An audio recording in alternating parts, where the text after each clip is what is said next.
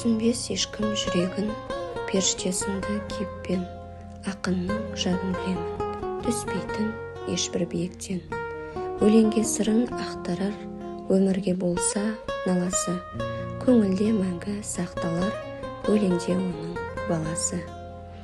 Ақынға азап жар болу, керегі жоғау дәлелдің, бір ауыз сөзге зар болу, отына жанып өлеңнің.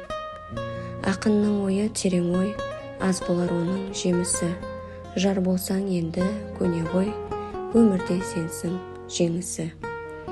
Жаныңды кейде жаралар, қарамай жатпен жақынға, досыңда күліп табалар, жар болма түймен ақынға. Жан дүние бөлек болған соң, ереді жұрттан сөз неше, сүйгені болу ақынның, жауапкершілік өзгеше. Ақынның салған азабын көтер алмайды тіпті нар, қадірлеңдерші қазағым, ақынның жары мықтылар.